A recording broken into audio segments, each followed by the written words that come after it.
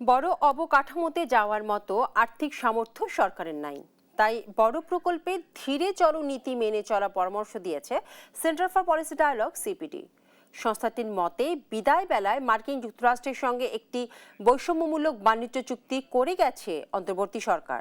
তাই যুক্তরাষ্ট্রের সঙ্গে করা এই চুক্তি থেকে বর্তমান সরকারের সরে আসা উচিত।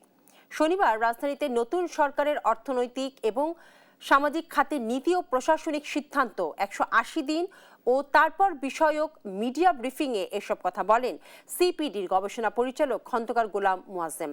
তিনি আরো বলেন, বাংলাদেশে দুর্নীতির সবচেয়ে বড় সমস্যা। বিএনপি নির্বাচনী ইশতেহার অনুযায়ী দুর্নীতি কমাতে ন্যায়পাল নিশ্চিতের সুপারিশ করেছে সিপিডি।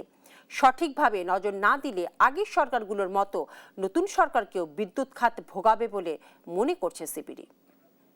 যাতে বৈষম্যমূলক ট্যাক্স না হয় সেক্ষেত্রে এনবিআর এর উচিত হবে একটা এক্সপার্ট কমিটি করা, যার অধীনে নিয়মিতভাবে যাদেরকে ডিডাকশন করা হচ্ছে, ট্যাক্স এক্সপেন্ডিচার ক্যাপ দেওয়া হচ্ছে, ট্যাক্সেবল ইনকামের ডেফিনেশন, এগুলো যেন নিয়মিত সে সংজ্ঞায়িত করে। কিন্তু এটার জন্য আসলে একটি ডেডিকেটেড কমিটি থাকা দরকার, যেটাতে এক্সপার্টরা থাকবেন। এরকম একটি কমিটি দিয়ে এই সমস্যাগুলোর সমাধান